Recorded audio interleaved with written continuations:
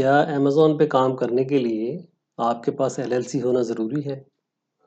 ये सवाल मेरे से बड़ी दफ़ा पूछा जाता है और मेरा जवाब हमेशा ये होता है कि नहीं। अमेज़न पे काम करने के लिए अमेज़न की तरफ से एलएलसी की रिक्वायरमेंट नहीं है। हाँ, इसके कुछ और फ़वाइद हैं जिनको हासिल करने के लिए आप एलएलसी बनाने का सोच सकते हैं। मिसाल के तौर पे अगर आपने अमेज़न पे होलसेल का काम करना है, तो जब आप होलसेल सप्लायर या ब्रांड ओनर के पास जाएँगे तो वो जब तक आपके पास एलएलसी ना होगी और आपका कोई पुराना ट्रैक रिकॉर्ड ना होगा, वो आपको लिफ्ट नहीं करवाएँगे।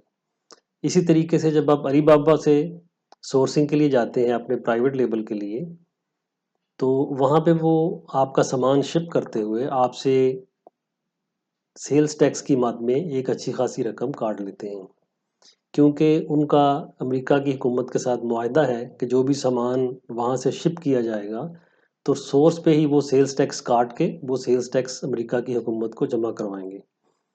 लेकिन अगर आप प्राइवेट लेबल के तहत बेच रहे हैं सामान वहाँ से लेके, तो सेल्स टैक्स आपसे नहीं कटना चाहिए बल्कि एंड कंज्यूमर जो अमेरिका का ख़रीदार है उससे कटना चाहिए।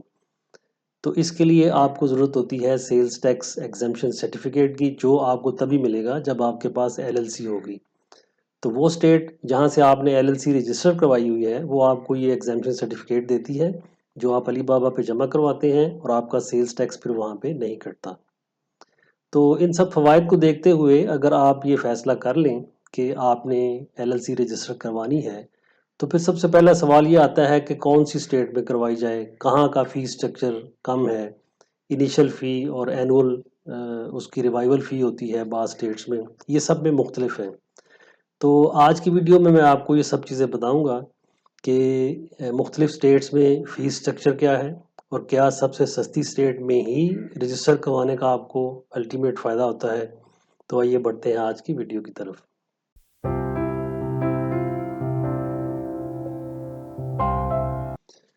इससे पहले कि हम देखें मुख्तलिफ स्टेट्स में फ़ीस स्ट्रक्चर क्या है, कुछ ज़रूरी टर्म्स हैं जो मैं आपको मुतारफ़ करवाना चाहता हूँ।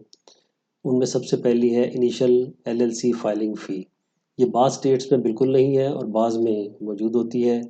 और ये वो फ़ी है जो आप जब सबसे पहले फ़ाइल करते हैं एक दफ़ा इनिशियली अपने डॉक्यूमेंट्स, तो ये भरनी होती है आपको। दूसरे नंबर पे आती है ऑन गोइंग एलएलसी फ़ी। ये वो है जो आप सालाना फिर भरते हैं फ़ीस। ये बाज़ स्टेट्स में बिल्कुल नहीं है और बाज़ में कुछ मौजूद है और इसके मुख्तलिफ नाम हैं जो कि आपको कंफ्यूज कर सकते हैं। बाज़ जगह पे इसको एनुअल फ़ी कहते हैं, बाज़ स्टेट्स में एनुअल रिपोर्ट कहते हैं, बाज़ में बाई एनियल रिपोर्ट कहते हैं, यानी कि 2 साल बाद भरने जाने वाली रिपोर्ट, और एनुअल फ्रेंचाइज टैक्स भी कहते हैं। इसी तरह से कुछ और स्टेट्स में इसके कुछ और नाम भी मौजूद हैं। अब हम बारी बारी देखेंगे सारी स्टेट्स में ये फ़ीस स्ट्रक्चर क्या है। ये अल्फ़ाबेटिकली लिस्टेड हैं। इनिशियली यहाँ पे 8 स्टेट्स हैं, इनमें सबसे ज़्यादा टैक्स जो है वो अलास्का में है, $250 इनिशियल फ़ी है। उसके बाद $100 एवरी 2 ईयर्स, और सबसे कम जो है वो है एरिज़ोना में, जहाँ $50 इनिशियल फ़ी है और उसके बाद ज़ीरो रिन्यूअल फ़ी। और मज़े की बात है कि इसमें इंफॉर्मेशन रिपोर्ट भी जमा करवाने की कोई ज़रूरत नहीं है। उसके बाद ये 8 स्टेट्स और नज़र आ रही हैं आपको, इनमें सबसे ज़्यादा जो है वो $150 है और उसके बाद $75 एवरी ईयर, और सबसे कम जो है वो आयोवा है, वो $50 है और $30 एवरी 2 ईयर्स। इस स्लाइड में आपको 9 स्टेट्स नज़र आ रही हैं। यहाँ सबसे कम टैक्स है केंटकी में, जो इनिशियल फ़ी $40 और उसके बाद $50 एवरी ईयर, और सबसे ज़्यादा है मैसाचुसेट्स में, जहाँ $500 इनिशियल फ़ी है और उसके बाद $500 एवरी ईयर।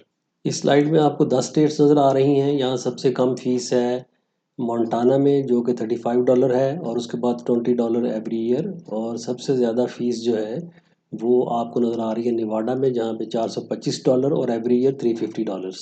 ये 9 स्टेट्स आपको मज़ीद नज़र आ रही हैं। इनमें सबसे कम है ओहियो में $99, उसके बाद zero fee and no information report required. सबसे ज़्यादा है टेक्सास में, $300 इनिशियल फ़ी और उसके बाद $0 एवरी ईयर, लेकिन आपको डॉक्यूमेंट फाइल करने पड़ेंगे हर साल।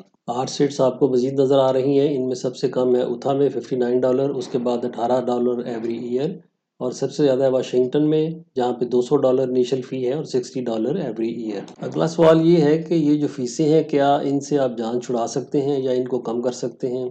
तो इसमें जो इनिशियल फाइलिंग फ़ी है वो तो अनअवॉइडेबल है। इसके अलावा जो सालाना फ़ी है उसकी रिन्यूअल किसी स्टेट में वो भी देना आपको ज़रूरी है। हाँ, अलबत्ता आप बचा सकते हैं दो मदों में। वो ये है कि आप अपने रजिस्टर्ड एजेंट खुद बन जाएं अगर आप अमेरिका के रहने वाले हैं। अगर नॉन रेजिडेंट हैं तो फिर आपको रेजिडेंट रजिस्टर्ड एजेंट खरीदना पड़ेगा, जिसकी फ़ीस आपको $30 से लेके कोई 200-250 डॉलर तक देनी पड़ेगी। और दूसरी बात ये है कि आप फाइलिंग प्रोसेस जो है with the secretary of state वो खुद कर लें ऑनलाइन सीख के। उसमें जो कंपनी आप हायर करते हैं उसकी 200-250 डॉलर जो फ़ीस होती है वो आपको बच सकती है।